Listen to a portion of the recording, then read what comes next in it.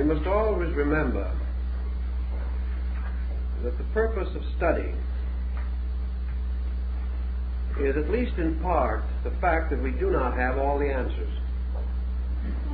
We are not attempting merely to communicate that which is already clearly known, but to search in the mystery and maze of the world's experience for things that are not too well known, in the hope of bringing clarification. And by clarification we mean to bring forth out of ourselves additional resources with which to cope with the unknown. What we call growth, as far as knowledge is concerned, is the gradual conquest of mystery, in which by degrees we become sufficiently informed and sufficiently astute in our own contemplative faculties so that we can approach the unknown with organization and help to simplify and clarify various doubts that may previously exist. So when we begin to study the planetary theology of ancient peoples, we are not in possession of all of the facts that we would like to have available. Two problems are presented by this situation. In the first place, we are not certain that ancient man was in a position to articulately clarify his own position. A great many of his findings were held intuitively by a kind of knowledge which does not base itself upon the strict processes of reason. In the second place, between antiquity and modern man is a waste of time, a tremendous desert of distances. We are no longer able to think as he thought, to understand what he understood, or to build our conclusions upon the reasonable courses of events which were sufficient to his needs. Thus, between the uncertainties of origins and the additional confusion caused by the destruction of ancient records, and also by the loss of our true living knowledge of ancient languages, we must present certain reservations on this problem. But with this group of reservations, we have also certain evidence, by means of which we may reasonably deduce or even induce that certain things were almost certainly true. And perhaps by contemplating the network of symbols, we shall begin to appreciate or apperceive the principles behind the patterns which we can now contemplate. We must not assume that antiquity was all-knowing, nor must we assume that antiquity was all ignorant. We must recognize that there are things we know that they could not have known. But there were also things which they knew internally, which remain unknown to us because we are no longer naturally and internalizing people. They had certain interior illumination, which seems to have led them far in the search of essentials, whereas the outer light of our thinking has carried us vast distances into things not so essential. For instance, we begin our problem this evening with the problem or study of the 7 deities, or as Plutarch refers to the mystery, the 7-rayed God. Why was the 7 so vastly significant a number in ancient times? How does it happen that this number coincides with what the ancients called their planets, consisting of 5 planets we know today and 2 luminaries? These 7 bodies, in peculiarly close relationship to the earth and appearing to move around it, have for the longest period that we know been highly symbolical and highly significant in relation to theology. These 7 wanderers, these 7 planets, by the Egyptians, by the Persians, the Hindus, the Chinese, the Greeks, and many other peoples, particularly perhaps even the Babylonians, these 7 planets were always identified with 7 deities. These 7 deities, in all these different groups, divided and organized themselves in practically the same patterns. And the powers of these deities, regardless of the names by which they were known, were identical. Thus the number 7 comes to us with a tremendous and almost awe-inspiring pressure of validity. We know, for example, that there were 7 principal deities among the Chinese, but their astronomy seems to have been a little better than ours of the ancient world, for they had the 5 ancestral gods corresponding to the planets, and they also had 2 other deities corresponding to the sun and moon. You will remember that at the time of the Annunciation of the birth of Confucius, 5 old men entered in a vision, carrying or leading among them the Kirin or Kiling, a magical animal, a kind of unicorn. And these 5 announced the coming of the great sage. At the time of his birth, it is said, these 5 old men were on the roof of the house in which he was born. Now, the Chinese emperors, for at least 2,500 years, have celebrated the mystery of the 5 old men. And they were definitely and distinctly the planets. These same Chinese people also intimated 2 mystery gods that were concealed behind other symbols.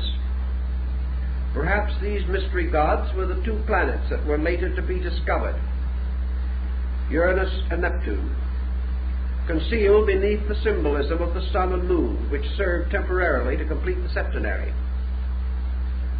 But we also know that in the Buddhist doctrine there were 7 primary Buddhistic powers.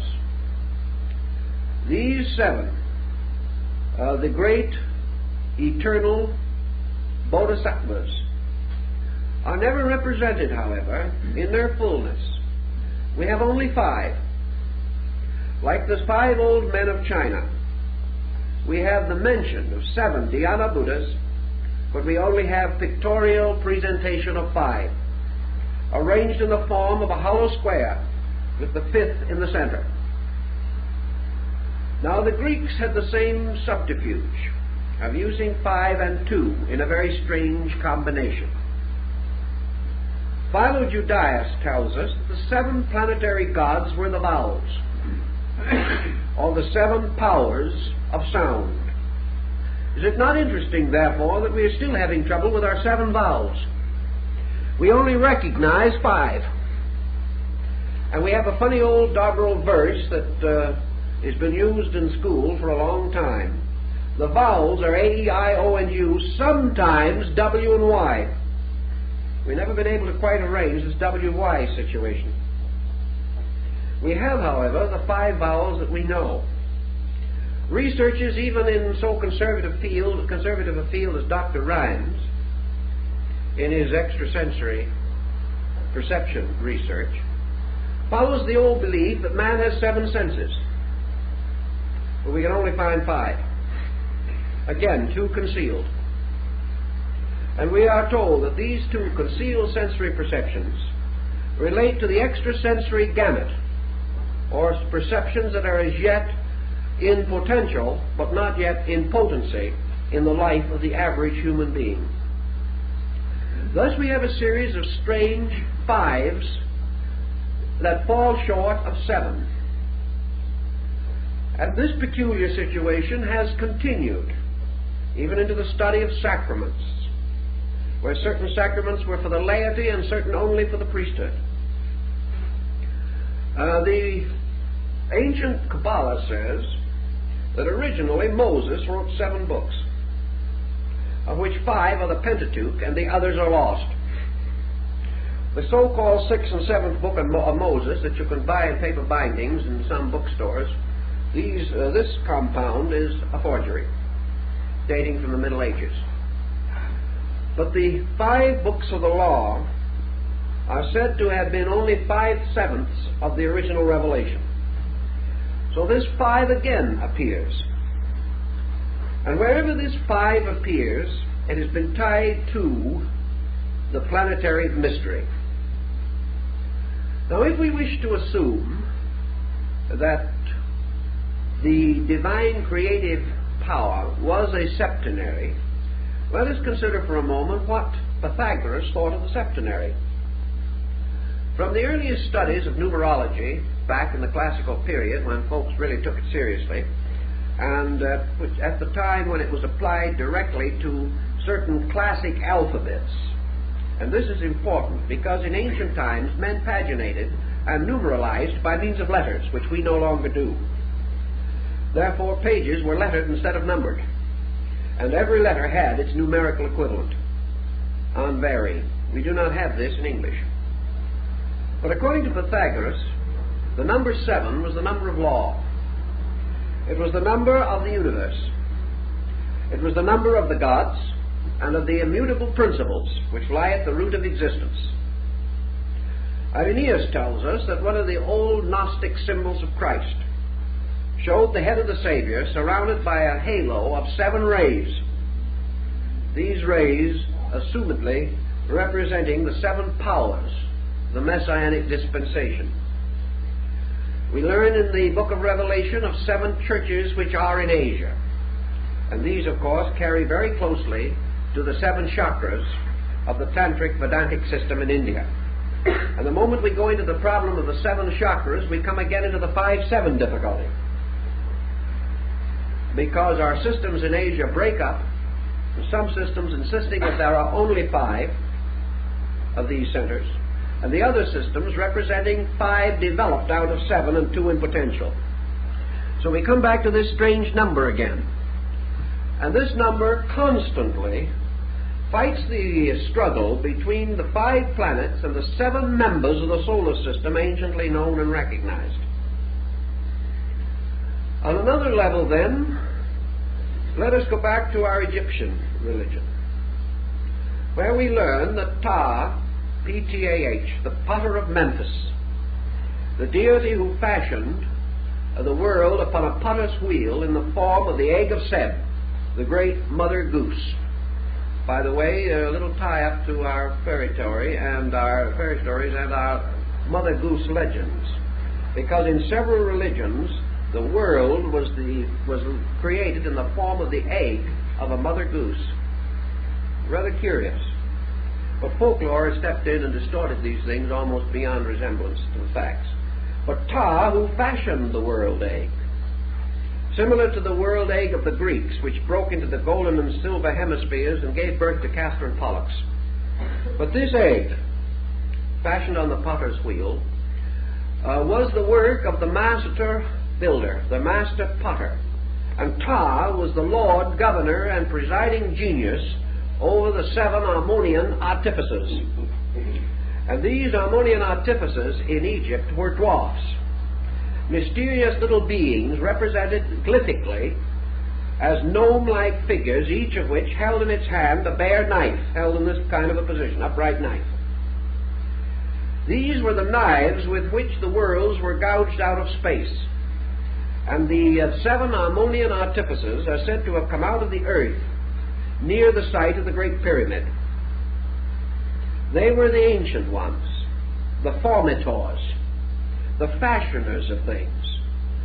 And there were therefore among the Egyptians beliefs about the 7 creating powers or laws. In the ancient Kabbalah, the creating fiat or word was spoken in the form of the 7 vowels, 2 of which again were mystery vowels or secret letters, which could not be known, and for the deficiency of which the great name could not be restored, captured, or preserved. In the Jewish early works in Genesis, we find in the opening chapters the Elohim. And the Elohim are the 7 creating powers of the great deity who is said to have fashioned the world in the opening chapters of Genesis. These are the spirits of God that moved upon the face of the deep. Their number was identical with that of the Ammonian artificers of Egypt. They were the powers or creating attributes released by the speaking of the word of creation. And this word was always a word composed of vowels. So we go back to the mystery of the 5-7 vowels. All these things point to some kind of a doctrine, which frankly and obviously is very difficult to trace after so long a time, but it meant something and had a very clear and definite bearing upon the entire structure of the universal organization as it was known to the ancients. Pythagoras, in defining this mystery of the 7, goes on to relate it to the 7 powers of universal generation. And in explaining this, he tells us, and Plato later corroborates him, that the soul was a numerical mystery patterned in the geometry of 7. That the soul of man actually consisted of 7 parts and an 8th sphere. Now this 8th sphere also arises in the ancient religious doctrine. The 8th sphere appears in the Gnosis, and in the recent discovery of Gnostic books in Egypt, probably the most important religious find in the modern world, far more important than the Dead Sea Scrolls. These books, incidentally, were found earlier, slightly earlier than the Dead Sea Scrolls, but are not as well known. In this Gnostic collection, we have a very great deal of information bearing upon the esoteric use of numbers and of the various deities and principles that are represented by them. Pythagoras, who was perhaps one of the outstanding leaders of the study of number-letter relationships, pointed out that man in contemplation, energizing within himself but not speaking the vowels, that this energization moved into various relationships to himself, so that in thinking or internally sounding these vowels, he had the sense of their forming a pattern around him in space. Some of the vowels have to be thought or sounded above, others below, some before and others behind, some in the center. These vowels naturally by their sounds produce patterns that are of the greatest importance. In the Pista Sophia, in the Book of the Saviors, and the Gospel of Truth, the great Gnostic writings, we also learn of this 8th power, or 8th sphere, from above below. And this 8th sphere is called the abyss, or the dead world, or the world of darkness. And the 8th sphere is our planet, thus supplying to the ancient a mystery, which in the Gnostic ritual is sometimes called the abortion. It is the abode of the fallen spirits, and it is also, as Pythagoras pointed out, the sphere of generation. So he bestowed upon the 7 energies of the soul an 8th power, which he called the power of generation. The 8th power of the soul being that which precipitates it into body and creates its association with physical and material things. Thus the 8th planet and your Yezids of Iraq, your various sects worshipping the diamond peacock, also know of the mystery of the 8th sphere. And we have intimations of it and hints of it in many places. We find it in Christian religious symbolism, where the Virgin, clothed with the sun and carrying the man-child in her arms, is standing upon a globe. This globe is the eighth sphere which is beneath her feet, just exactly as it is presented in the Gnostic rituals. Now, if you go back to Revelation for a moment, you will come to the seven lamps and the great figure that moves among them. And we know that in the tabernacle and temple rites of the old Jews, the seven-branched candlestick is the symbol of the seven planets. All this shows a tie. It shows this tie returning. I talked to some of the medicine priests among our southwestern Indians. To them the planets also have peculiar meaning, although these Indians do not appear to be aware of any astrotheological symbolism such as we know. Still, these planets are superior beings, and why a light in the sky should so universally be so regarded, where it has no correspondence in human experience, can only tell us that either there was an ancient diffusion of this knowledge, or that man has intuitively developed it within his own psychic nature. And it is possible that Pythagoras being correct, and that man possessing a soul which is archetypally sevenfold in principle, that this sevenfold archetype forces man to contemplate everything outside of himself in terms of a septenary. He cannot escape the incessant demand of discovering seven around him, because he moves from a point of seven within him. Such might sustain some of our thinking, and so we proceed to some of the theological systems and devices by means of which this particular and peculiar pattern is revealed to us. The seven great gods have always played their dominant roles, and each of these deities has had a common purpose or reason for the symbolism that has arisen around him. A very good description and discussion of this will be found in Godfrey Higgins' great work, The Anacalypsis, which is probably one of the most exhaustive and, for most readers, exhausting study of the subject that can be discovered. But Higgins, who had a monumental capacity for analogies, traced through practically every religion of the world, not only to discover the septenaries, but also to discover the numerical equivalents of the names of deities, so that these in turn could be fitted into this essential septenary pattern. His attainments in this direction, or in these directions, were outstanding. Do we have, in our experience, certain patterns on which we can build? What are the analogies that we really know, or believe that we know? Let us begin with one of the luminaries that perhaps will offer itself for our early contemplation. The Egyptians declared that Isis represented or symbolized the lunar power. But this was not enough in itself, because in all these ancient peoples we can't exhaust their thinking with a single statement. Therefore, we have to go further. Isis representing the lunar energy from Isa, meaning ice, frozen,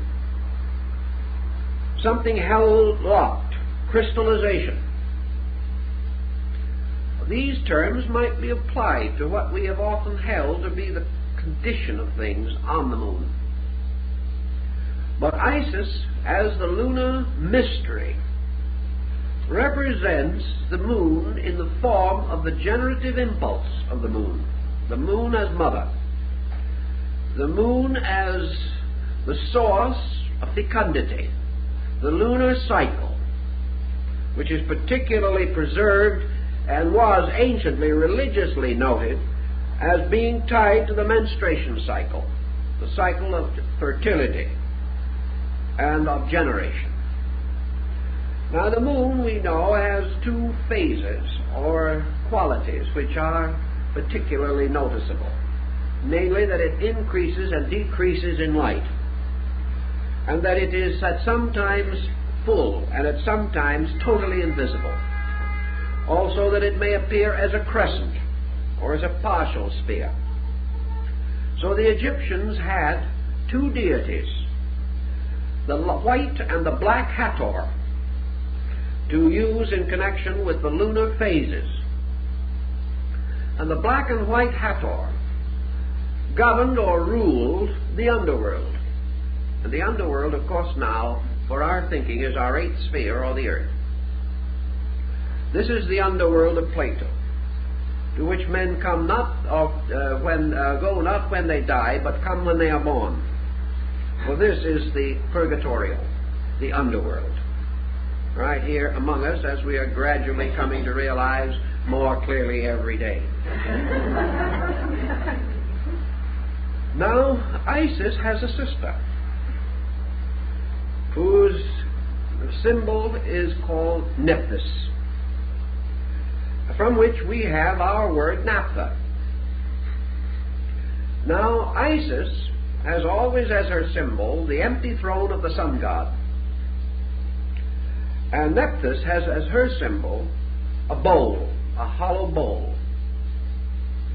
The hollow bowl, of course, is the symbol of the earth, because the earth is the receptacle of energies, according to the ancients.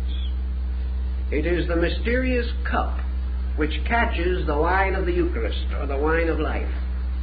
The earth is the Sangreal, which contains within itself the Sangre Real, or the blood of the King. The earth is the receptacle, just as the physical body of man is the receptacle of the principles which make him a living thing. So Nephthys represents the earth, or the lunar energy, in its physical potential. So the moon and the earth are sisters. And if you go into the ancient astronomy, you will be able to suspect that this could well be true. And in your East Indian doctrines, the affinity between the moon and the earth is very close, and might be regarded as a relationship, such as that between Isis and Nephthys. Now, in the other systems, we find other deities representing this. We have, for example, Diana, who is the great lunar deity of the Ephesians and Etruscans and other Greeks. Her bow is the lunar crescent. She is the huntress. She is hunting for the deer, and is often found or represented in ancient art throwing her javelin or firing her arrow into the flank of a stag. The deer, of course, is an earth-moon symbol, and has always been so represented, from the deers on the Yggdrasil tree of Odin to the deer that pulls the sleigh of Santa Claus. The deer has always been a symbol. It has been a symbol of imagination. It has been a symbol of the various processes over which the moon has dominion. The lunar goddess, then, plays many parts among many peoples. She is the huntress. She is the generator or generatrix of the world. She is the great mother. She is the mother of mysteries. She is the symbol of experience, of the lunar ancestry, the things that came before, the night into which a man turns at death, and the night of time from which he was born. The night-moon symbol is very, very prevalent among ancient peoples. We also have the Indian symbol of Maya, or illusion. And Maya, Mari, Marie, Maya, all of these things are water symbols. The proper name for pure water would be Virgin Mary.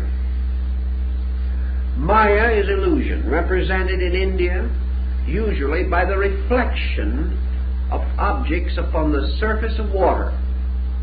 Mirage, caused by water in the atmosphere. As a water symbol, the moon is the origin of life, because ancient peoples knew that life came out of the primordial slime. This slime was in the Greek and Chaldean mysteries referred to as Elos, or mire, the primordial slime from which the monsters of Besorah's history, the Phoenician account of Genesis, these monsters came out of the primal slime. Elos is the root of the word Ilium, and Ilium was the original name of Troy, the city that was conquered by Ulysses. And the victory of Ulysses over Troy, the mystery of Helena, or Helen, over whom the Trojan War was fought. Helen is an ancient name for the moon. So we have astronomy playing its part all the way through these stories. And we find almost always your lunar symbol as representing an illusion of some nature which must be overcome. Also, illusion in the sense of primordial ignorance from which wisdom is born. Therefore, reality is the child of illusion. Reality is born of illusion. Man born into the world is born into a state of ignorance from which he must ascend, or which he must transcend by his own wisdom, skill, and understanding. Therefore, through the illusion of life, through the miseries and misfortunes of ignorance, through wrong action, man is gradually pressed on to the achievement of truth. Therefore, truth is forever born of illusion. And it is also the radiant light born of the mother darkness, the light that shines in the darkness, and the darkness comprehendeth it not. So in other legends and in other peoples, we also find this story of the moon divinity. We have, for instance, the interesting note that when Michel-Ange made his magnificent heroic figure of Moses, he placed lunar horns upon the forehead of the great lawgiver of Israel. No one knows why this occurred. But we do know that the ancient Jehovestic cult, which caused or leads to what is called the root J in the Jewish religious history, was originally a lunar volcano cult, whereas the Elohistic cult, or the branch E of the ancient Jewish descent, was the cult of the artificers of Egypt and the Elohim, or the builders. And these two were originally separate religions, but they were blended together. The horns upon the forehead of Moses remind us also of the horns upon the altars of the tabernacle, the horns upon the crown of Osiris, the horns upon the helmets of the Vikings and the ancient Nordic peoples. These horns are the lunar horns, just as surely as the ancient Ark of Noah, or the Ark of Noah, is the horizontal or fallen lunar crescent capable of holding water in the ancient beliefs, what we call the wet moon. Many, many such parallels. But now let us pass to another group, just to see what kind of trouble we can really get into. Let us take the character of Mercury. Now, the planet Mercury in astrology, which has come down from the inscriptive tablets of Sargon, and which has never changed greatly its meaning either in Eastern or Western thinking. Mercury, to the old astrologers, was described as a neutral power. That Mercury served almost completely according to the nature of the planet with which it made its first aspect. That the power of Mercury, like that of the Greek Hermes and the Latin deity Mercury, derived therefrom with some restrictions, was the messenger of the gods. The peculiar symbol of the mercurial message, or the messenger, was the power of the dog, the faithful dog star. And the power of Mercury was associated with the faithful transmission of knowledge. And the ancients placed this symbol under the control or direction of Sirius, the dog star, the star of the faithful one. And it still occurs in some of our religious rituals and so forth. And in the Quran, one of the animals that was permitted to enter heaven was the faithful dog that went into the cave with the 7 sleepers of Ephesus. Now, the 7 sleepers of Ephesus is another interesting legend relating to the 7 and this recurrent number. In this case, the 7 sleepers, the 7 powers of the soul, and the faithful dog, the body, all went to sleep together. In the study of Mercury, we also go into our Hermetic analogy, and we come upon the sovereign symbol of Mercury, which was the original Egyptian deity Thoth, T-H-O-T-H. Thoth is actually the root of our word thought, and has to do with the principle of mind. Thoth was regarded as the author of the great body of sacred writings, more than 40,000 volumes. We are not to assume, of course, that these were the writings of one person, but the writings of one mind distributed among all living beings. Universal mind writes all things. The Thoth, or Toat, of the Egyptians later became the Thoth Hermes of the Osirian cycle, and this in turn the Hermes Trismegistus of the later Hermetic teachings which arose in Alexandria about the beginning of the Christian era. Thoth's symbol is a stylus and a writing tablet. He is the symbol of the faithful recorder of things. He is the one that receives the messages of the gods and faithfully preserves them for all time. He is therefore the symbol of the messenger. He arises as Merodach in another group of religions, Babylonian. He is also preserved to us under the form of Nebo, the deity from which the great kings of Assyria and Babylon, such as Nebo-Belshazzar, derived their name. They based their names upon this deity Nebo. It is also interesting that when Moses died, he died on Mount Nebo. And Nebo was the Mercury of these people, also represented with the stylus and the writing tablet, and in the Babylonian cuneiform described as the Lord of the writing table. The Lord of the writing table. And Moses died upon Nebo. And Moses himself is remembered particularly because of the 2 tables of the law. These analogies get dim in interpretation, but the roots of them are very important. In India, the planet Mercury is called Buddha. And this is another very interesting situation.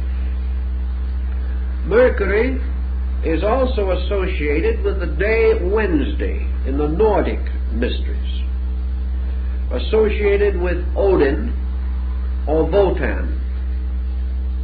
And Wotan again occurs among the K'iches' of Central America as their ancient navigating deity. Mercury or Buddha is represented in one of the Indian Buddhistic paintings as seated in the midst of the planets, acting as their messenger or servant. Buddha's power as Mercury therefore ties with the possibility of the philosophy of mind. And we know that Buddha, from the beginning of his ministry to the end, preached the danger of the wrong use of mental energy. Mercury in modern astrology is said to show the relationship between the mental energy of the individual and his ability to express himself through the sensory perceptions. Mercury, therefore, rules the 5 senses, which Buddha calls the 5 hindrances. Buddha was locked to the struggle to the death, practically, with the problem of those parts of man's constitution which are under the control of Mercury. Thus the religious symbolism and the philosophical symbolism tie together. The 7 days of the week, of course, are another interesting example of the septenary. And in the septenary we have another curious point. If you go around the world following the sacred days, you will find that for one of the religions of the world, every one of the days is sacred. This is a good point, because it might remind us of the fact that all 7 days are equally sacred in the first place, and that it is only our own limited virtue which forces us to restrain our good deeds, particularly to one day, because we haven't enough of them to go around. It's like, Mother's Day or something. Only Dave can really work up a lot of enthusiasm on the subject. The whole thought is wrong. Now, for instance, in the Muslim faith, Friday is the sacred day. In the Jewish faith, Saturday. And in some of the early Christian faiths, Saturday. Now, if we want to go back into the fight, we have to realize that we still have, in the Christian world, a tremendous struggle going on as to whether Saturday or Sunday is the correct day of worship. The other 5 days we're sure of, and here we have 5 out of 7 again. And 2 that we can't be quite certain as to what they should represent. But Venus is the ruler of Islam. And the crescent of Islam is not the crescent of the moon, it is the crescent of Venus. And as far back as 2,500 years ago, the observers in the valley of the Euphrates have discovered that Venus is never visible to us as a circle. It is only visible as a small moon, never full, but attaining maybe 2/3 or 3/4 of its fullness, but never complete, and usually visible only as a crescent. So the crescent of Islam is the crescent of Venus, as is indicated by the 5th day of worship, and also by the color green, which is the sacred color of Islam, which is precisely the color which was assigned by the ancients to Venus. So each religion, seemingly, breaks down upon this pattern. Here we have Friday, the religion of Venus; Saturday, Friday, the religion of Islam; Saturday, the religion of Israel; Sunday, the religion of Christianity. And if we study carefully and go back through the records, which is quite an imposing task, but it can be done, I have gone through it, we find every one of these days was essentially related to one of the great planetary mysteries. Now, you have seen perhaps, or at least have read in the paper, the story of the 7 wonders of the world. I'm sure if you saw the picture, you are as completely uninformed on them as you were before. It's a nice idea, but it did not quite gel. Too much economy in the wrong places. But anyway, we do know there were 7 wonders. And we do know that these 7 wonders, whether anyone recognized it or not, were the 7 wonders of the 7 planets. Now let's just see how that worked out. We'll consider the wonders of the world. Remember now the key words of the 7 planets in astrology. Saturn, the ancient symbol of death. Among the wonders of the world, the mausoleum of Halicarnassus, the great tomb, built in memory of the dead. The next one, Jupiter in the planets. The Olympian Zeus, one of the 7 wonders of the world. The next one, Mars, fire. The Pharos of Alexandria, the great lighthouse. The 4th one, the sun, Helios, the Colossus of Rhodes, the great figure of the sun god that stood over the gates of the city, of the harbor of Rhodes. Venus, the hanging gardens of Semiramis, queen of Babylon. Mercury, the great pyramid of Giza, sacred to Thoth Hermes, the master of the mysteries. And the moon, the temple of Diana of Ephesus. These were the 7 wonders of the world. Diana, a moon goddess. So every one of the 7 wonders, built by different peoples at different times, were by some strange circumstance dedicated to a different deity, never overlapping, and these 7 correspond exactly with the planets. And there can be no question that somewhere underneath that there was an intent or design of some kind. Again, your septenary, and of those great remains, those great monuments of antiquity, only one remains, the Great Pyramid of Giza. The others have vanished in the waste of time, and we know their places by legend only. We believe that part of the old ruins of the Hanging Gardens of Babylonia may exist, but we are not certain.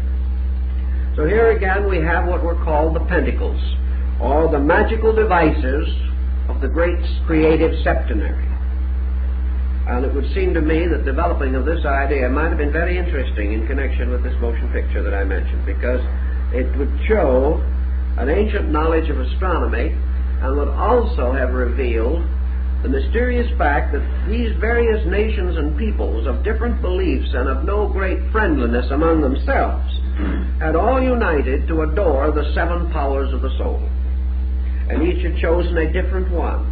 And each had chosen the one that was related to his own religion, showing that at that time there were seven of these groups, each worshipping one of the seven planets, powerful enough to undertake and complete the enterprise referred to under the story of the wonder, which one of the seven wonders it may be. So here's another case where these planetary symbols have moved in on us. And we can keep on going, and we can find them in Polynesia. We find them among the Eskimos. We find them everywhere. And out of these symbols, we come by degrees, as in the case of Mercury, to the realization that we are dealing with basic or symbolic principles, that there is a relation between the sensory perceptions of man, the races of man, the continental diffusion of human culture, the species and the types, genera of living things, all of which are capable of septenary division, the different philosophies and schools of ethics, morality, all of these great structures fit together to form one basic concept. Now, in your ancient Greek music, you had the same problem. You had seven musical modes. You had the seven strings upon the Orphic lyre. You had the seven basic forms of Chinese music. And you have the septenary restated in the ragas of India, particularly in playing upon the great instrument, the veena, which is the sacred instrument of the goddess of music, of wisdom, and of harmony, the deity Sarasvati. Always the same number. The Chinese name the strings of their musical instrument after the planets. If therefore this number continues and falls along as we have suggested, we cannot question that the ancients held these points to be valid, that this analogy was real and purposeful to them, returning to the seven styles of architecture, the seven liberal arts and sciences, the seven sacraments, the cardinal virtues and the deadly sins, the seals of revelation, the trumpets that sounded, the lamps upon the altar, and all these mysteries, always identical in principle. Now let us take another one of our groups of symbols and see what we can do with the deity Osiris. Osiris, we are told, rules the underworld. You all know, we've written about it and talked about it many times, the legend of Isis and Osiris as it is contained in the account by Plutarch, one of the best and one of the earliest authorities that we have. We know that after his cruel martyrdom, Osiris descended into the underworld to become the Lord of the quick and the dead. We know that his throne was set up in Amentet, the subterranean world. And here, with the attendance of his sister wife Isis, and her sister Nephthys. He became the judge in the great weighing of the soul. Plutarch tells us that Osiris is the subterranean sun, that he is therefore the light that shineth in darkness, and the darkness comprehendeth it not. This light which shines in the darkness is the night sun of Apuleius, who saw it blazing beneath his feet when he entered the sanctuary of Proserpine. Paracelsus tells us that there are 3 suns in the solar system, that every solar system has actually 3 sun structures or solar structures in it, as represented by the Trimuta of the Hindu. That there is the spiritual sun, which is in the true center. That there is the psychic sun, which is in the northern focal point of the ellipse, and there is the material sun, which is in the southern focal point. And the mental or psychical and the physical sun, called by the Persians and Hindus Asura and Asura, the true light and the false light, Ormuzd and Ahriman, the good angel and the fallen angel. These are the 2 suns which fight for control over the human soul. They must ultimately be reconciled in the true radiance of the spiritual sun, Ahura Mazda. So we have the 3-sun mystery. And the terrestrial or subterranean sun is the physical sun that we see in the sky, because it is that phase of the solar mystery which is concerned with manifestation of material life. Thus this is the infernal sun, or the lower dark sun, that we see and which we regard as supernally brilliant.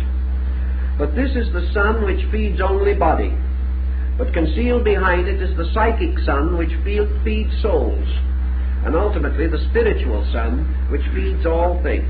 This story is again contained for us in the transfiguration of Jesus, and the statement, of course, is preserved in the Bible, where it is said, "My tabernacle is in the sun."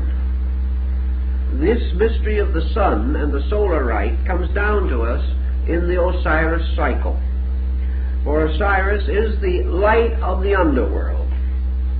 And in man, this light of the underworld corresponds to the solar energy within himself, with his heart, and with the life principle, as it is physically disseminated through his constitution. Now, in man himself, there are 7 organs, 7 vital organs, which the ancients associated with the 7 planets. The heart, which is the center and the archetype of the body, is called in Buddhism the Saptapana Cavern, or the cave of the 7 rooms or parts. For the ancients recognized 7 structures consisting of auricles and ventricles and related parts. And of course the auricle in the heart is also the oracle of Delphi, for it was from the heart that the great oracular manifestations were revealed. As the man thinketh in his heart, so is he. The heart is therefore the oracle, placed in the center of man's earth, which is, of course, the omphalic stone at Delphi. In this mystery also, the Hindus tell us that there are 7 parts of the brain, and Albertus Magnus gives us also the septenary division, that the 7 planets are posited again in the brain as their polar positive extremity, and that also, as the earliest researchers indicated, there are 7 sections of the human eye, and that every part of the body is septenary. We know that there are 7 important ductless glands forming the endocrine chain, which still represents the most mysterious structure of the body, And I was talking to a doctor not more than 3 months ago, and he said, yes, we still think in terms of the 7 ductless glands, although we have a tendency to gloss over it, for the reason that we understand 5 and know nothing of the other 2. We have the same problem again coming up. The pituitary and pineal, while we may not say we know nothing about them, we do know something, but we do not know enough about them. We know a considerable amount now about the pituitary, but the Sabbath gland, the 7th, the gland of the arch of the entire system, the keystone, is still an almost impenetrable mystery. This 7th, by the way, is the eye, the mysterious, internal or all-seeing eye of the mysteries, which is again the symbol of Osiris, as worn upon the throne crown of of Isis.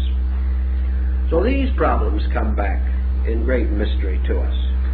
But Osiris, as the subterranean sun, his body filled with eyes and plumed with the crowns of the north and south, or the extremities of existence, is part of a great solar cycle mystery. And his relationship to Typhon and the destroyer is not difficult for us to restore if we think a little. Quetzalcoatl, the feathered serpent deity of the Mayas, is another Mercury god, or another Hermes. And under the heading of Hermes, we have practically all the messengers of the gods. Now let's give a little thought to our old friend Jupiter. Jupiter, or Zeus. One of our problems today is that we are almost totally ignorant of the most interesting mythology that we come in contact with, and that is the Greek. With the exception of those mystifying and hopelessly inadequate fables so lovingly preserved for us by Bullfinch, we have almost no knowledge of Greek theology. We have some fables and legends of Jupiter riding around in space in his chariot, or changing himself into a bull and carrying away Europa. These things are comparatively meaningless as we are now given them, but that they are meaningful must have been true. Otherwise they could not have held the admiration and respect of a people. For the creative power of the material world, the demiurgus, or artifact, or artificer, the builder of the material world of things.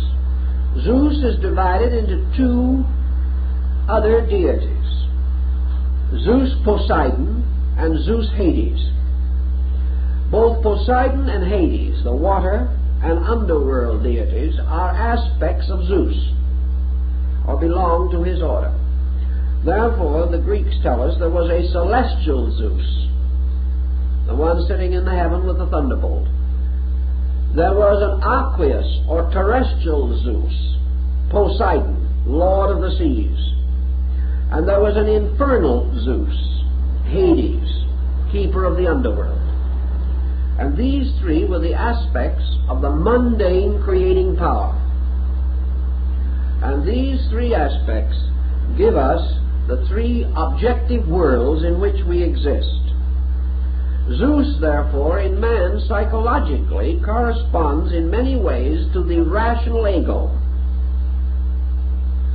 Zeus can be compared to the mind united to the ego principle, and therefore becoming the ruler of man's underworld, or the personality. Zeus is the archetypal legislator of personality, ruling the world from the personality downward, and constituting, therefore, in his 3 aspects, the mental, emotional, and physical attributes of man. Also, these attributes as we find them in the universe. Man being only a miniature archetypal pattern of something greater, or a miniature of a greater archetypal pattern. If we begin to study these points, we shall see that our astral theology forms a series of keywords, or keys, by means of which, through simple symbols, we can arrange all the patterns and designs of the creative processes of life.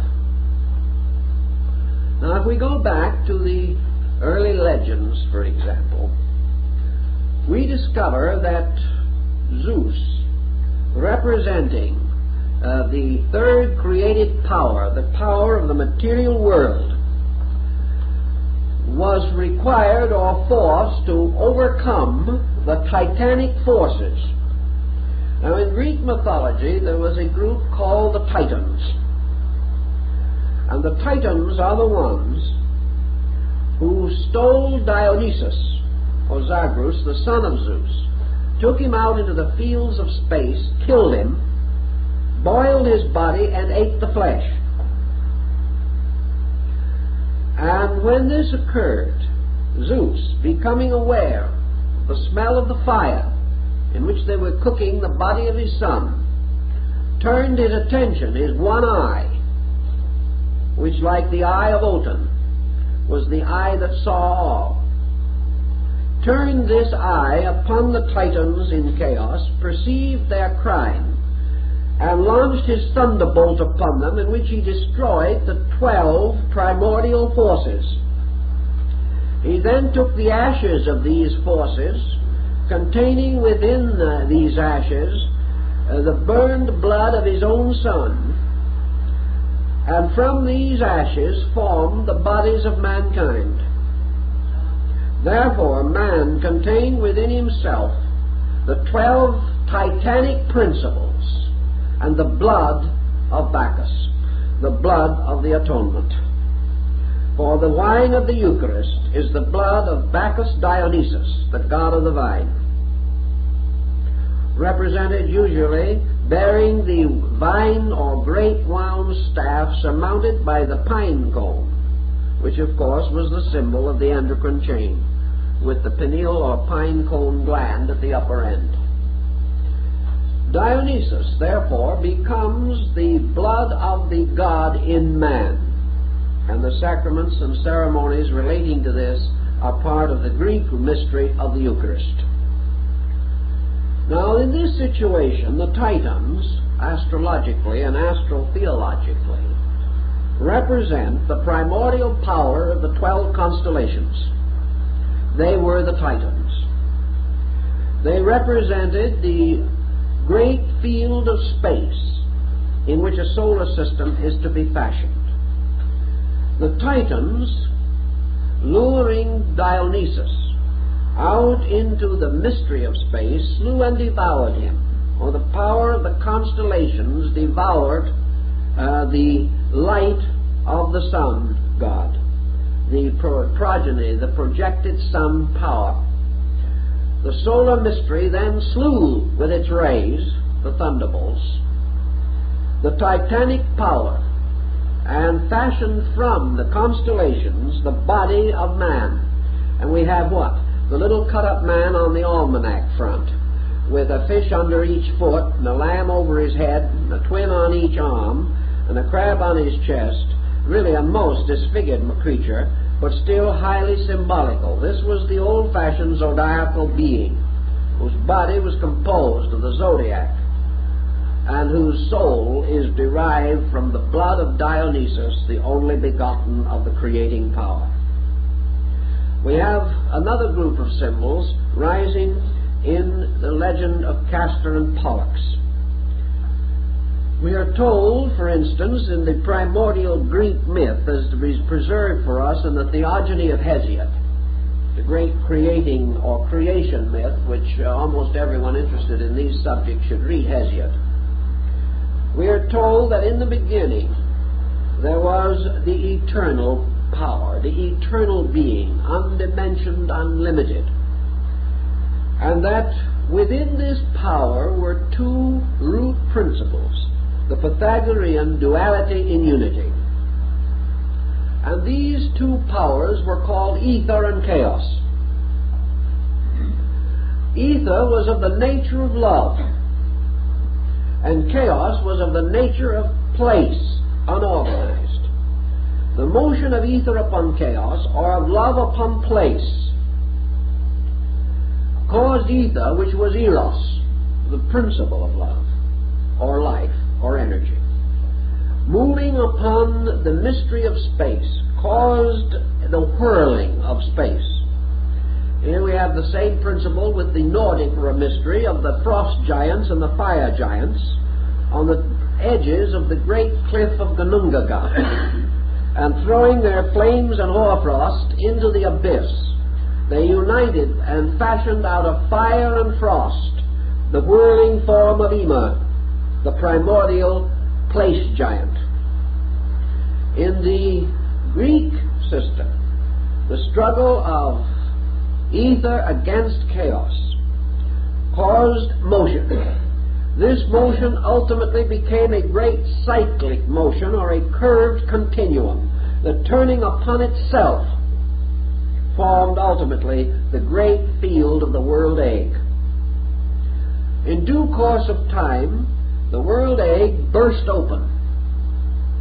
But perhaps before we get to this, which is a very dramatic episode, we could leave you in suspense for a moment as to what is going to happen, and mention something else about the egg, which I think is very interesting. Namely, that this egg was divided into a northern and southern hemisphere, of which the northern was gold and the southern was silver. Remember the use of the egg symbolically, and the colored Easter eggs by the Druids, and still the use of the sacred egg at Easter by the Greek Orthodox Church, in which the presiding priest gives each member of the congregation an egg as the symbol of the resurrection. Now this is an interesting thing, because the use of the egg symbol goes back to the serpent egg of Britain and the Druids and many other mysteries. But anyway, we have restored the idea now that our egg had a gold and silver hemisphere. In due course, this egg burst open, and there came forth out of the egg Phanes, the great principle of objective existence. And Phanes was a deity with 5 heads. And these heads resembled those of the cherub of Ezekiel, except that there was an extra head. This is not so different from the mystery of the Vedas in India, because when the light of the Vedas burst upon the world, the Vedas were said to have possessed. Now the Vedas, remember, are the Hindu law. And we are acquainted with 4 Vedas. Now, according to the ancient Hindus, the 4 Vedas form the heads of the law. But no matter when you look at these 4 heads, there is always a 5th head in the back that you can't see. So actually the Vedas consisted of 5 works, all of which are known, the 5th being called the Black Veda, or the hidden one. Now the 5th head of Phanes is also hidden, but it exists. And the 5 Vedas and the 5 books of the Mosaic Law are both Pentateuchs, or 5-fold books. And Phanes represents the 5 powers of the true planets out of the 7 which we have previously mentioned. Now Phanes, bursting forth out of the egg, became the Cosmocrator, the blazing forth of the primordial form of the universe itself. The 5 heads are again the 5 Dhyana Buddhas, which blaze forth out of Adi Buddha, the supreme basic consciousness of the world. In the case of Phanes, from this power, or from Phanes, in turn, was born Uranus, the lord of the sky, and the 2 hemispheres of the egg, which had been broken apart, formed the superior and the inferior worlds. And it is said in the Old Testament also that which was, though the waters which were above the heavens were divided from the waters which were beneath the heavens, or the firmaments. And the upper half was the heavenly world, and the lower half was the natural world. And out of the cleavage of these 2, Phanes, or the power of creative vitality, the objective archetype, was released. Phanes became the father or creating principle of many, that is, of multitude, or of legion, the formation of living things. And they all took their archetypes from his 5 heads. These represented, therefore, 5 streams of life, which many people still represent today as the 5 elements of ancient alchemy: earth, fire, air, water, and azote, and the 5 kingdoms which we represent, or were represented in the Greeks: the mineral, plant, animal, human, and heroic. The 5th being the power of ether, or the energy of the soul, Akasha. In the development of these legends, therefore, we have the use of elements, we have the use of signs. 4 of the heads of Phanes represent the fixed signs of the zodiac, which in turn become the great cross of the fixed signs upon which the sun is crucified. They become the great seasons, and the 4 seasons marked by the equinoxes and solstices are the seasons of the 4 great sacred ceremonies distributed throughout all humanity. If then we are to assume that these things simply arose from accident, that somebody sitting down tried to figure this out, where would we get? It is, first of all, absolutely necessary for us to assume that many peoples, at different times or at the same time but greatly separated by cultures, by interests, by attitudes, by distances, came to the same conclusions or received a similar indoctrination and were equally impressed therewith, itself almost miraculous. That all people should have agreed in accepting this, even had a great missionary system carried the news, is almost incredible. Because it would have meant to uproot earlier doctrines that these people already possessed. But what were the nature of these earlier doctrines as far as we can find them? In China, the earlier doctrines behind the rise of the great system of the kings, and I don't mean rulers, I mean the books, the kings, like the Shu King, the Tao-Te King. These great books, which began from the reign of the Emperor Fu He, the earliest historic emperor, we know from the legends of China that prior to this, the Chinese people venerated the stars and built their great system upon the stars. We know that when Muhammad entered Mecca and overthrew the idolatry that was there, he was attracting the ancient religion of the Near East, particularly of Arabia, Persia, and what we now call the Eastern Mediterranean.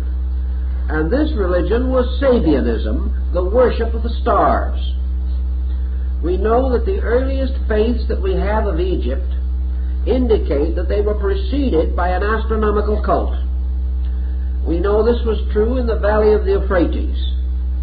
In other words, all of our religions as we know them rose among people who had previously worshipped nature, the heavens, the earth, the seasons, and similar sidereal phenomena. When the great Arya migrations in India moved down from the Trans-Himalayan area across the Indo-Gangetic plain to occupy India as we know it today, they moved in upon the Dravidian culture which already existed there. And Max Muller says the Dravids worshipped elements, planets, and stars. So Indian culture, as we know it, arose in an environment previously controlled by star worship. How does this happen? Where was this star worship? These people were not astronomers as we know them. They did not have the equipment. They could not have known the universe as we know it today. Yet their background was the worship of heavenly bodies, elements, and things of that nature. Several groups of researchers have tried to solve the basic mystery that this presents. And we always come back to the same inevitable. namely that the impression of these patterns arises from the constitution of the human being himself.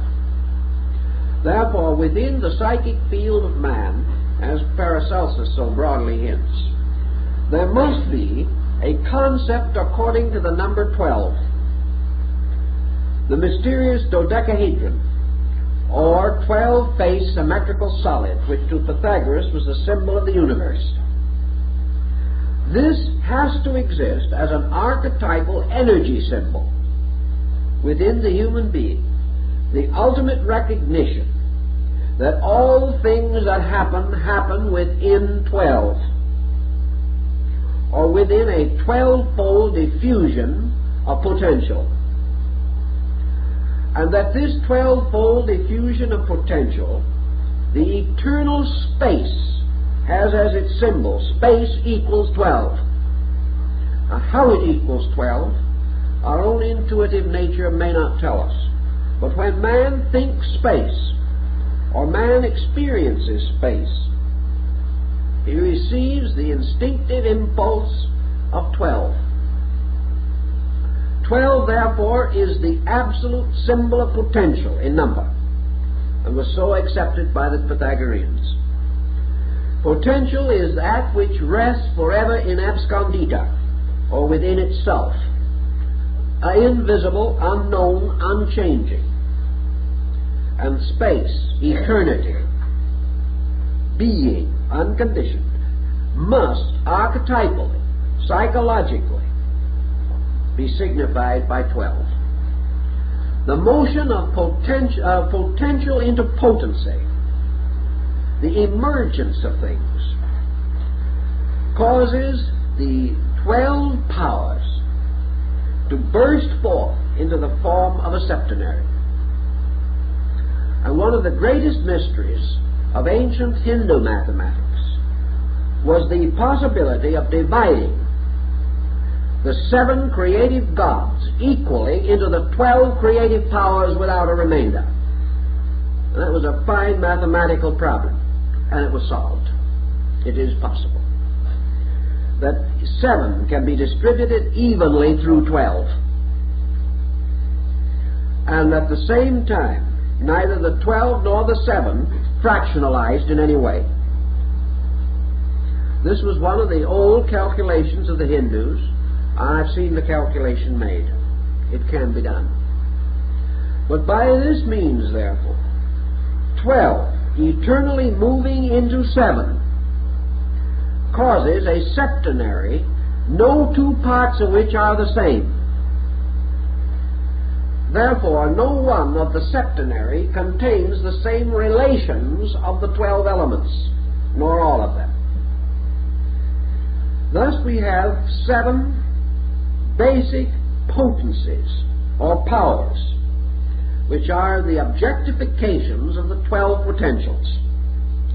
And this moving from the state of 12 in suspension to 7 in projection constitutes creation. Creation, therefore, emerges as a septenary. Now, the septenary in this case is mysterious for 2 reasons. And in order to understand this mystery, we must again go back to our ancient peoples. We know that they recognized 5 elements. And we know also that they recognized man as consisting of 5 parts, yet they always called him a septenary. And in order to create the septenary in the personality of man, it was necessary for the Hindu to divide the emotional nature of man into 2 parts and the mental nature, giving a septenary involving 2 forms of mind, higher and lower, and 2 forms of emotion, constructive and destructive. But this was not the original intention. This was again the blind, or the subterfuge. In the creation of a solar system, according to the ancient Hindu astronomers, each of the planets has 5 bodies, and they share together the 6th and 7th bodies of the sun. Therefore, the sun, as a field of energy, surrounds the planets, and the sixth and seventh body of each planet is part of the solar body. So there are 5 distinguishable planetary bodies. And the sun then has its own 2 indivisible natures or qualities which permeate the other 5, forming again this mystery of the 5 and 2. Because the 6th and 7th bodies of planets are not individualized, but are within the 6th and 7th orbits of the solar mystery, or in the womb of the sun. They are not born. Only suns are born. Planets are embryos. Therefore, no form of life on a planet can transcend 5 levels of development without moving from a planetary to a solar focus. Thus, the 6th and 7th Buddha to come are secret. The 6th and 7th senses are secret. The 6th and 7th vowels are uncertain. Always the same symbolism. And in this, the ancients used the sun and moon as the parents of the world, the marriage of the sun and moon producing man, as symbols of these 6th and 7th bodies, which later will be clarified through the release of these perceptions after man attains the 6th and 7th level of consciousness within himself. But the fact that man must accomplish this by universalizing his own nature is indicated in Buddhism, Hinduism, even in Christianity, for universal consciousness, cosmic consciousness, true development of illumination, or the complete perfection of the mystical experience, means that the consciousness of man moves from the 5 planetary levels which can be reached for the senses to the 6th and 7th which belong to the sun. For the sun is the Messiah and the mystery center of the solar system, and the 6th and 7th degrees of consciousness have to transcend matter, whereas the other 5 are within the power of matter. So these calculations were made long ago. We wonder sometimes how they were made, but they were. And they have survived to influence every thought we have had since. Now some will say, and perhaps with a measure of sense of justification, therefore, that when we explain all of this, we are only going to explain the way man thought in the first place, and we still have no way of knowing whether it's true or not. That even if man had all these conceptions, are these conceptions valid? I think the answer to that lies again in our effort to understand how these conceptions came into existence. What is validity? Is validity to be based merely upon a physical scientific approach to a subject which cannot be so approached, and for which we have no instrument of any kind? The moment we transcend the phenomenal experience of living, we are out of the sphere of science. We can go far off into space and hunt for the orbits of other planets, but we are still on the level. We are not escaping from the 5 zones which belong to planetary consciousness. To escape from those zones, something has to happen inside of us. We have to find the mysterious door in heaven, which John found, and proceed out of the sphere of effects into the consciousness of causes. This is your 6th and 7th mystery. And in the human being, the 6th and 7th part of his own energy field he shares with all other human beings. That is why it is possible for man to attain not only brotherhood but identity. This brotherhood cannot be attained on the lower levels, but if man has a certain experience of consciousness, he can become unified with all others of his kind, because in every species the 6th and 7th part of the septenary constitution is shared by the entire species. Thus we all move from individuality to universality as we ascend. Man seeking for these integrities, for these values, can therefore only find them by the personal experience of these causes. So this brings us to another interesting group of analogies. The ancients believed that when the law, the Torah or the Veda, or whatever you want to call it, was placed into the hands of the great messianic teachers, of which 7 are of particular interest and integrity as the founders of the great religions of the world,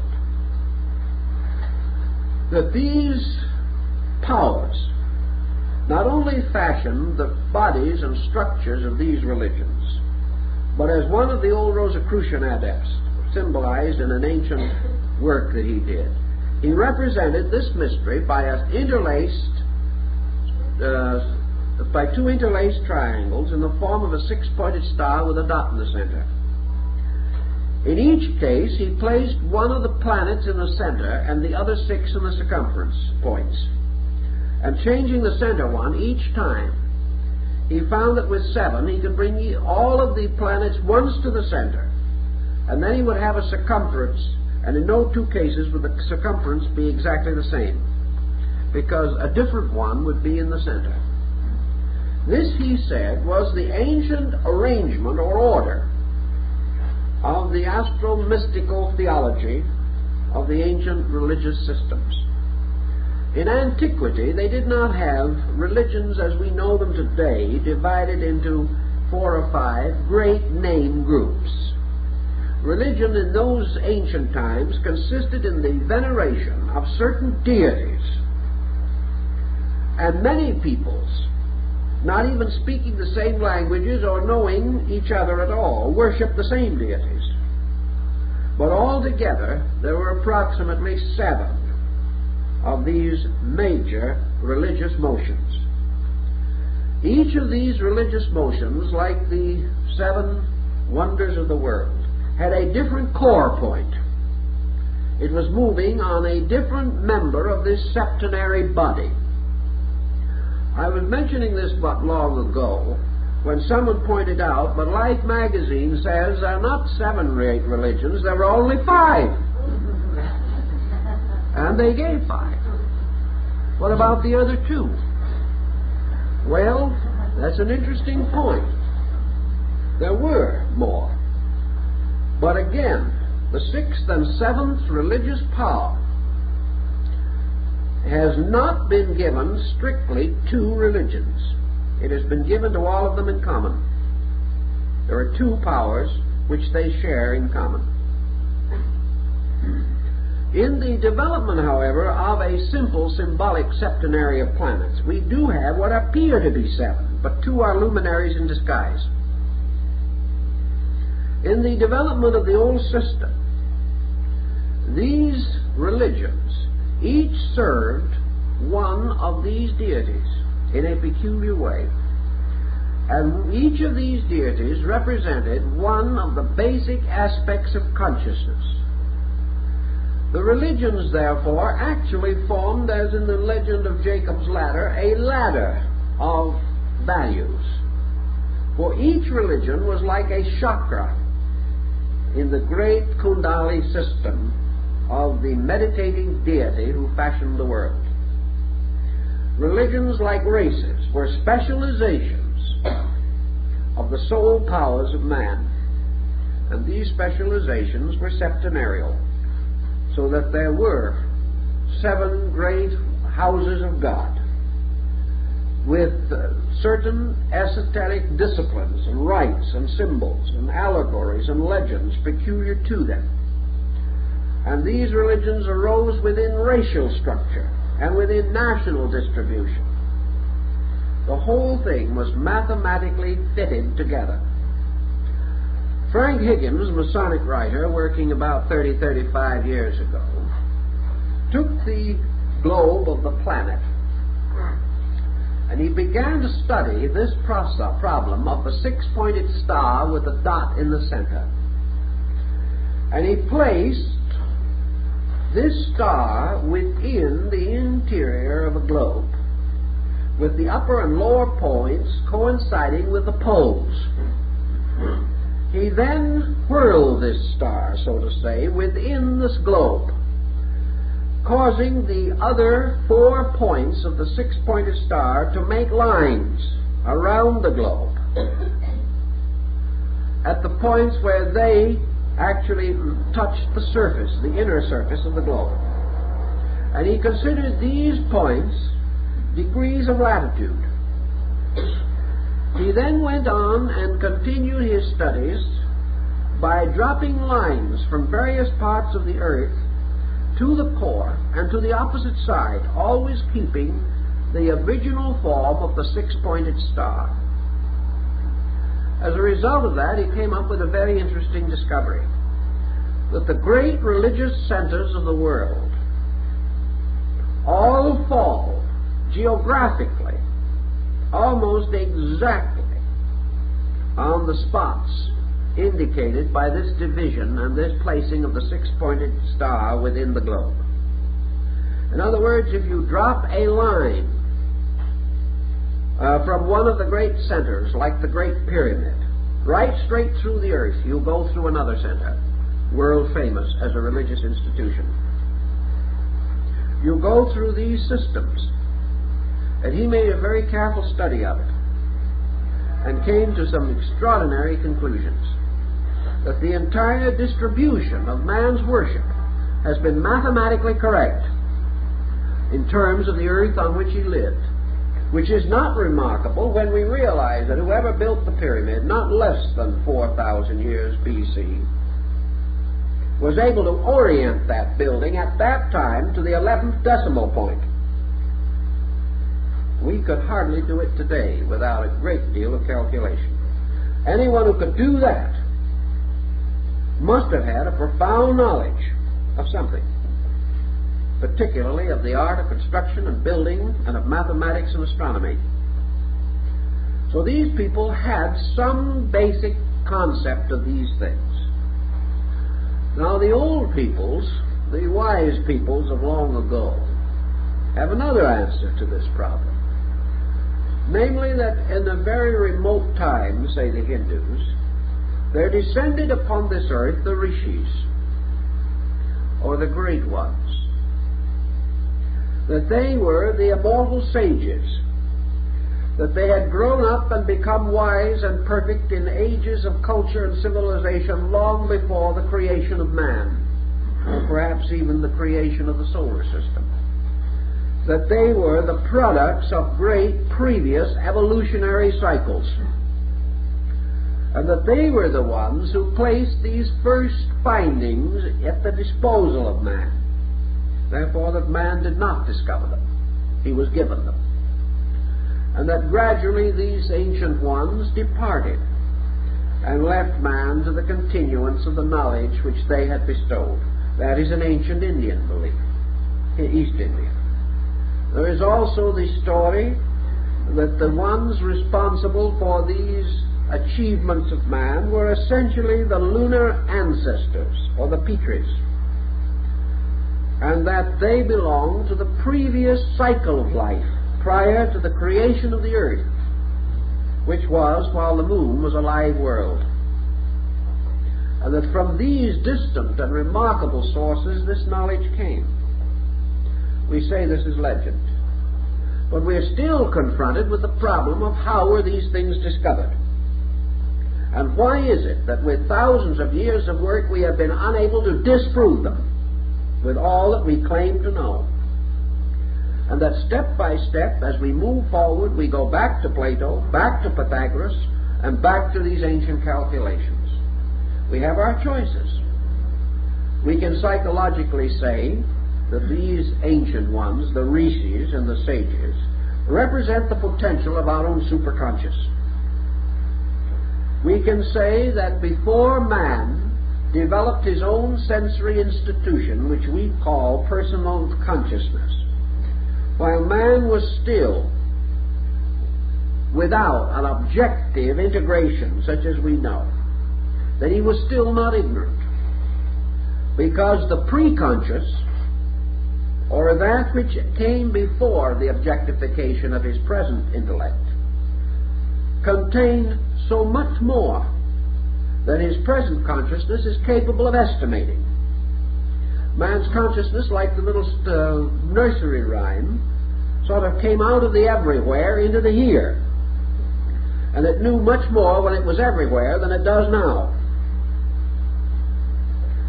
Therefore, that man's superconscious or preconscious state was one of extraordinary intuitive awareness, and that the so-called rishis, the ancestors, the ancient teachers, were really his own superconscious parts.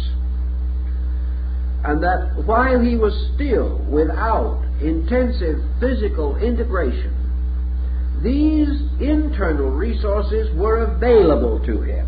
He could consciously know inwardly, because what the Tibetan calls the eye of the Dhamma had not closed.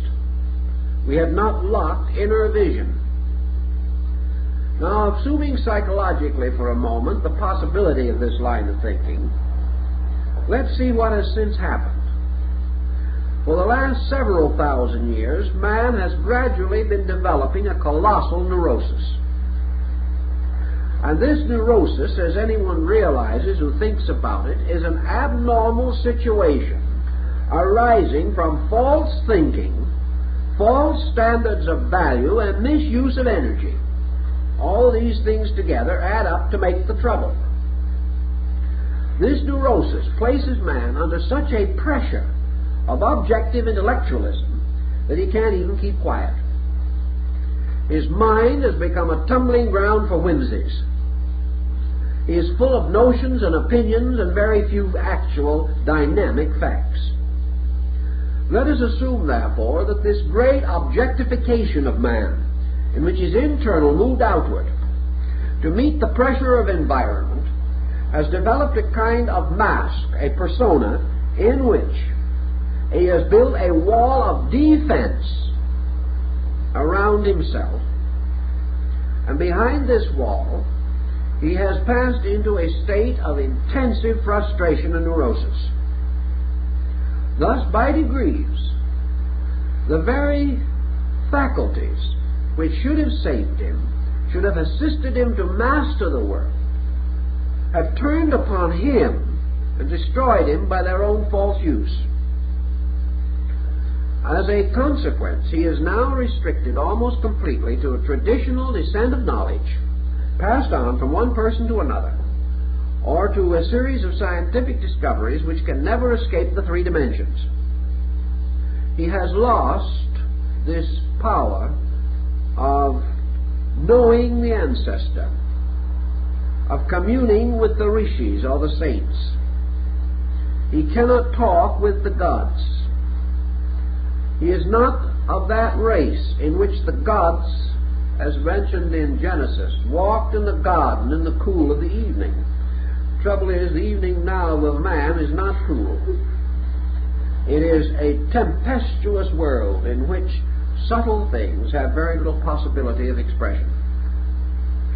It might well then be assumed as possible that man, locking himself in an intellectual complex, which is very deep, very sound, very terrible in its implications, has simply locked the inner power to know. Therefore, that he can no longer conceive of how anyone else had it open or was able to know, but that from man's own preconscious, which is man's link with the universe, man intuitively knew, because he was able to name and recognize the facts of things, which we can no longer do. So we have several choices now.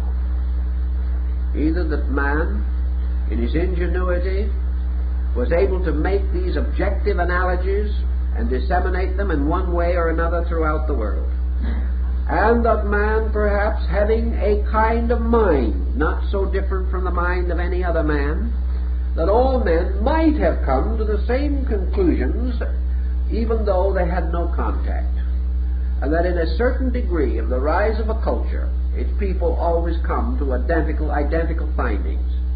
This is true in principle, but there is one definite drawback to this particular concept, And that is that while individuals do come to the same basic ideas, we have another testimony that we can't overlook, and that is that they gave the same names to those ideas.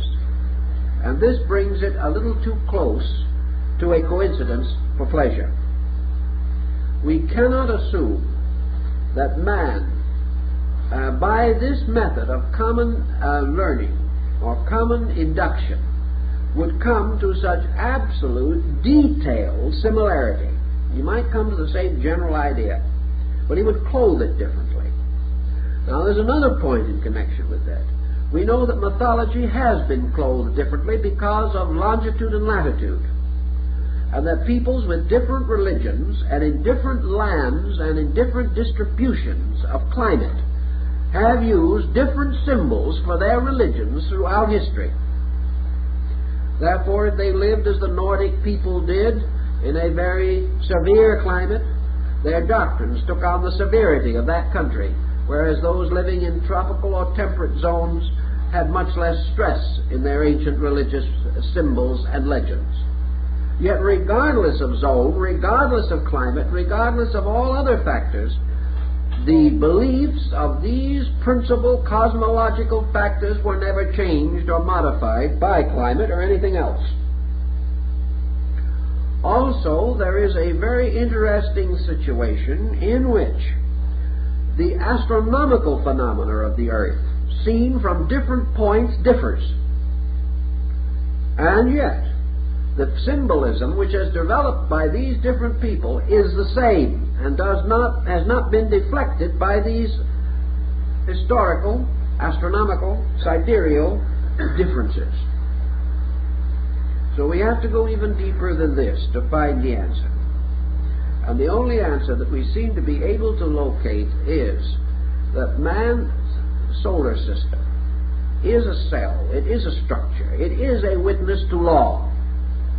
That the ancient analogies of the Hermetic doctrine were basically correct. That man can understand the solar system because he is one.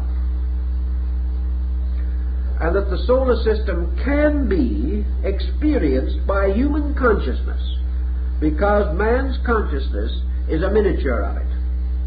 And therefore that man has within his own awareness that which is analogous to everything outside of himself. Thus, through the study of his own nature, he can come to grasp the laws by means of which universal motions and energies are maintained.